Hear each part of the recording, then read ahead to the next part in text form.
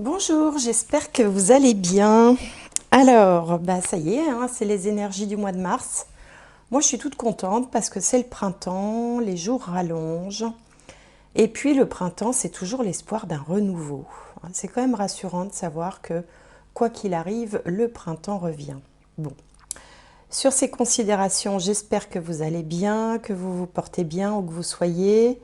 Euh, Qu'est-ce que je voulais vous dire? Eh bien, je vais faire les guidances en utilisant les mêmes jeux que le mois dernier, ou à peu près. Donc, pour ceux qui aiment bien savoir les jeux que j'utilise, je vous invite à regarder le début de la vidéo, enfin des vidéos d'astromancie du mois de février, où je présente rapidement les jeux. Et là, je vais introduire un autre jeu qui s'appelle la Sibylle des salons. Alors, c'est un jeu qui est très très vieux, qui a été remis au goût du jour par Grimaud. Grimaud qui est l'éditeur de ces cartes-là, parce qu'il y avait dans ces illustrations un petit peu vintage des choses qui passeraient plus aujourd'hui, hein, faut le dire. Et d'ailleurs j'ai pu comparer puisque moi j'avais la vieille édition, que voilà. Vous voyez, elle n'est pas récente puisqu'elle est de 1969. Je l'utilise jamais, je pense qu'elle appartenait à ma grand-mère. Voilà, donc j'ai fait l'acquisition de la nouvelle édition. Et puis, ça permettra de voir aussi, après les premiers tirages, le côté plus pratico-pratique des choses. Vous savez, bon, on vit quand même tous dans la vie matérielle et parfois on a besoin de savoir aussi concrètement ce qui se passe. Donc, on va essayer avec ce jeu-là. Je ferai un petit tirage qui s'appelle les Chroniques de la Sibylle pour voir, pour faire un petit bilan de sa vie, voir comment on peut l'équilibrer. De sa vie à l'instant T, bien sûr. Voilà, écoutez, on va y aller tout de suite et on va commencer par le premier signe. Et donc le dernier signe pour ce mois de mars, les taureaux. Alors, on va tirer une première carte de guidance.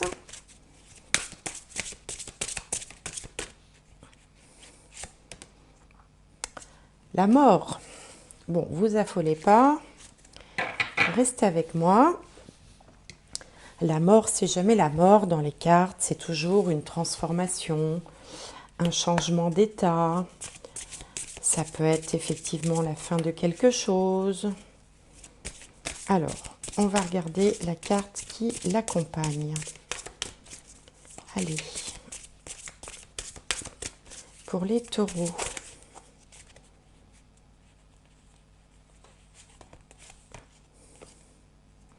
Le mariage. Vous voyez, les fées se joignent à vous pour célébrer le bonheur conjugal. Alors, bon, évidemment, pour certains, il peut être la question de la fin d'une union. Pour d'autres, il peut être question de la fin du célibat aussi. On ne sait pas, parce qu'on ne sait pas si le mariage ici vient évoquer une union ou la fin d'une union ou la fin du célibat qui pourrait laisser entrevoir une rencontre. Alors, on va regarder avec l'oracle du soleil, qui j'espère va nous en dire plus, parce que jusque-là, c'est assez mystérieux tout ça. Alors, on va prendre une carte pour la situation du moment, une pour celle qui vient un peu contrecarrer les plans, une pour l'ambiance, l'énergie qui arrive à vous, le résultat, et une autre pour la finalité, qui est donc le résultat à plus long terme, on va dire.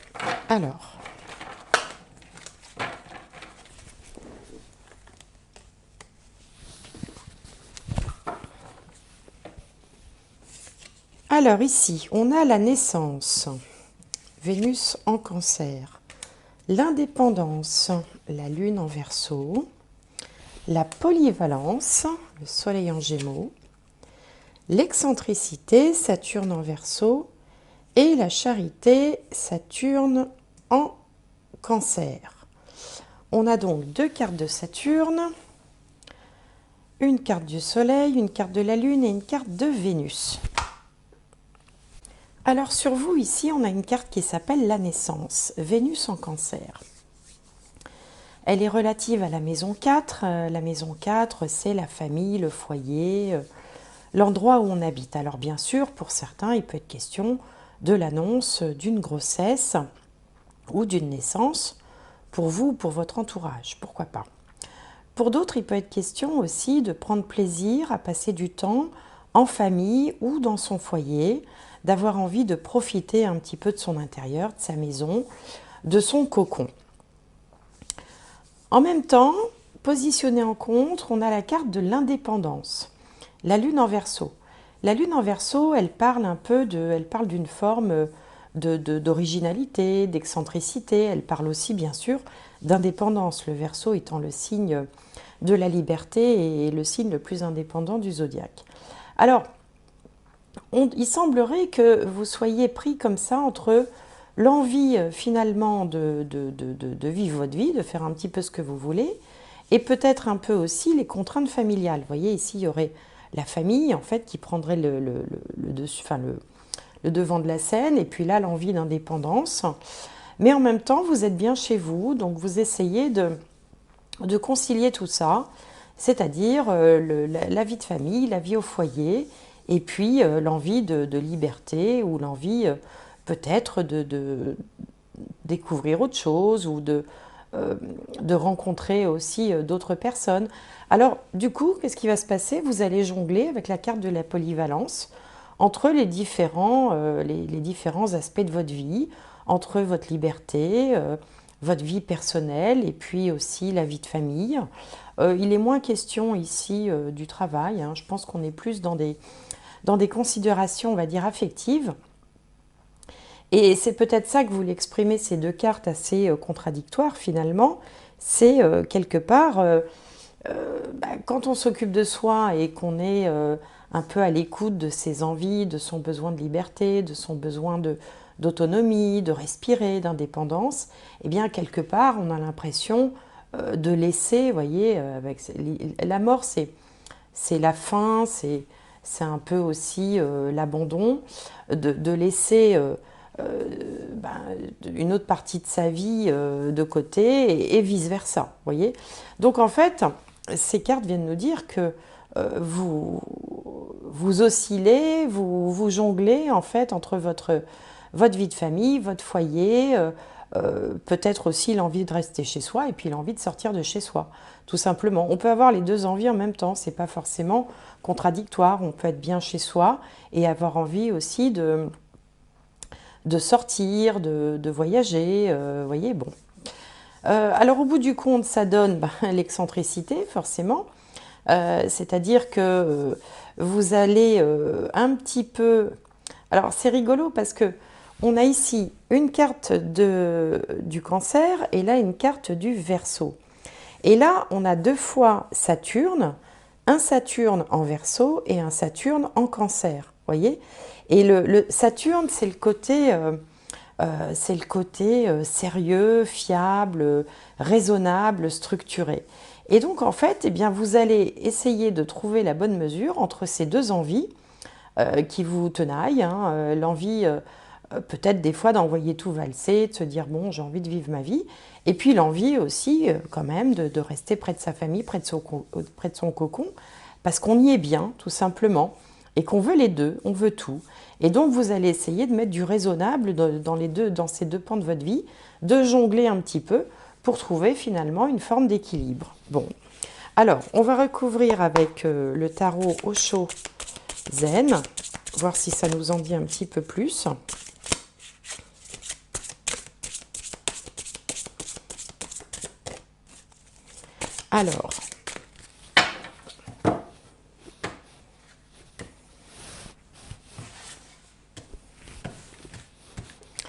Alors, qu'est-ce qu'on a sur la naissance? Qu'est-ce qu'on a sur l'indépendance?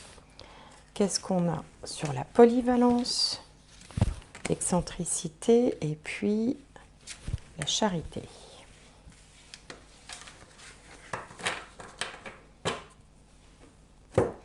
Alors, vous avez vu, je tiens peu compte des mots inscrits sur les cartes, mais plus de la représentation des planètes dans les signes, en fait, hein. Ici, on a le voyage. Et là, on a la guérison. L'innocence qui est un très bel arcane majeur puisque ça représente le soleil dans le jeu du tarot de Marseille, le stress et l'exclusion. Alors, 5 de denier, ça correspond au 5 de denier. Alors, sur la naissance, on a le voyage. Alors, vous voyez, c'est assez contradictoire parce que d'un côté, on a envie de cocon et de l'autre, on a envie de voyage. C'est ce que je vous disais un petit peu tout à l'heure. La guérison sur l'indépendance, c'est peut-être aussi l'envie de se faire du bien et l'envie de se respecter aussi quand on a comme ça des besoins d'indépendance, c'est qu'on a envie de vivre sa vie et que quelque part, on en a besoin. Alors, sur la polyvalence, là-haut, on a l'innocence qui correspond au soleil, qui est une très belle carte parce qu'elle parle de vitalité, de gaieté, elle parle des enfants aussi éventuellement. Peut-être pour ça que ça s'appelle l'innocence dans ce jeu-là. Elle parle aussi de succès, du fait de briller. Et puis au bout du compte, le résultat, c'est qu'on a le stress. Alors, il y a peut-être aussi beaucoup d'énergie déployée dans toutes ces envies qui sont un peu contradictoires ou le fait d'essayer de concilier un petit peu tout, la famille, l'envie d'indépendance, l'envie de voyage, l'envie de faire ce qu'on a envie de faire. On sent que quand même finalement vous déployez beaucoup d'énergie avec la carte de la polyvalence pour essayer d'être partout à la fois et de faire tout ce que vous voulez et tout ce que vous avez à faire aussi en même temps. Et du coup, bon, forcément, c'est un petit peu stressant parce que vous êtes sur tous les fronts, quoi. C'est comme si vous étiez un peu sur tous les fronts. Alors, l'exclusion ici sur la charité, ça signifie que, ici on a Saturne en Cancer, ça signifie que vous allez devoir compartimenter un petit peu les choses. Hein. L'exclusion, vous voyez, on a un enfant qui est derrière une grille, donc on a scindé hein, de côté, il y a deux endroits différents qui sont bien séparés. Et du coup, vous allez peut-être être obligé de vous organiser différemment parce que devoir courir partout, devoir essayer d'être sur tous les fronts, devoir satisfaire tout le monde, vous satisfaire vous, satisfaire l'entourage, à un moment donné, ça va plus être tenable et le stress, la fatigue vont vous contraindre finalement à vous organiser, à compartimenter les temps, les lieux, le temps consacré à la famille, le temps consacré aux loisirs, le temps, voilà, à devoir un peu mettre un peu de rigueur, comme le disait Saturne, dans tout ça, un peu de timing aussi, avec des moments pour chaque chose et un peu plus d'organisation au final. Bon, bah écoutez, voilà ce que j'avais à vous dire pour cette première guidance. Donc bon, bah, en résumé, plein d'envie, plein de choses, et puis des obligations aussi. Hein, et donc il faut concilier les obligations et les loisirs et ce qu'on a envie de faire. Alors, on va regarder avec ce jeu la Sibylle des salons. On va faire un point sur votre situation à l'instant T en faisant un tirage qui s'appelle les chroniques de la Sibylle. Alors, et on va tirer 4 cartes.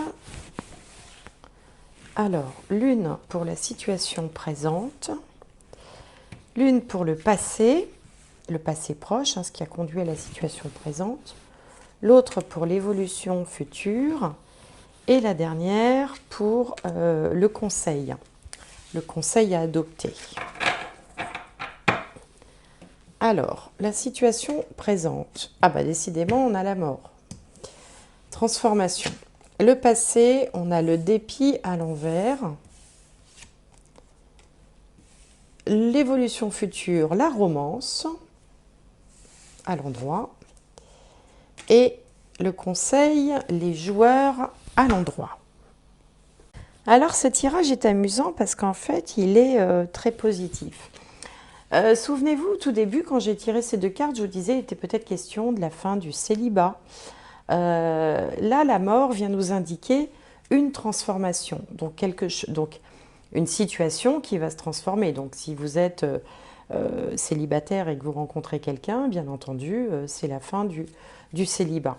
Alors on voit que ce qui a précédé ça, c'est le dépit à l'envers. Donc le dépit à l'endroit, c'est pas une très bonne carte, mais le dépit à l'envers, à l'inverse, c'est une satisfaction, on reprend confiance en soi, euh, c'est un petit peu une bonne nouvelle, c'est quelque chose qui a fait plaisir et qui conduit à cette transformation.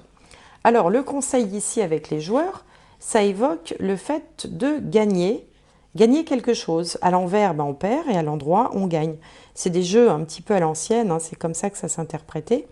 Donc ici, le joueur à l'endroit, alors ça peut être aussi un coup de bluff, mais ça peut être le fait de gagner la partie. Et l'évolution future avec la carte 32, la romance, bah, la romance, c'est le fait d'être aimé, c'est une rencontre, c'est une déclaration d'amour, c'est quelque chose de bien agréable sur le plan sentimental ou sur le plan affectif. Bon, ici, il semblerait qu'il soit question plutôt de vie sentimentale, mais ça peut être aussi la vie affective, tout simplement, avec le fait d'avoir autour de soi bah, des gens qui vous aiment, des gens que vous aimez. Mais tout ça arrivera parce que il y a eu quelque chose de positif qui s'est passé dernièrement. Et puis parce que peut-être que s'il y avait une rivalité, s'il y avait un enjeu, s'il y avait oui, un enjeu, eh bien on peut dire que vous avez gagné la partie et que l'évolution sera favorable sur le plan affectif et sur le plan sentimental. Bon, bah écoutez, c'est pas mal tout ça. Alors, on va regarder une dernière carte, un dernier conseil pour les taureaux, ou un dernier message. Conseil, un message, on va voir. Alors, qu'est-ce qu'on a pour les taureaux? La respiration. Vous voyez, on retrouve cette envie de liberté. Moi, j'ai vraiment le sentiment que vous avez une période extrêmement... vous avez été très, très, très occupé, très chargé, peut-être à courir partout, que finalement, ça devenait trop épuisant et que vous allez bah, mettre en place quelque chose, peut-être une petite organisation qui va vous permettre de tout concilier et de profiter peut-être de cette nouvelle rencontre ou cette romance, comme le dit cette carte, ou en tout cas passer de bons moments en perspective dans la sphère affective. Voilà ce que j'avais à vous dire, amis taureaux. J'espère que cette guidance vous aura plu, vous aura parlé. N'oubliez pas d'aller voir vos signes solaires, ascendants, lunaires, si cette vidéo ne vous parle pas, ou pour avoir plus d'informations. Moi, je vous souhaite de profiter tout plein des belles énergies du printemps, qui font toujours du bien. Et n'hésitez pas aussi à mettre un petit pouce, à commenter, à partager, à vous abonner si ce n'est pas fait. Et je vous souhaite un très très bon mois de mars et je vous dis à bientôt.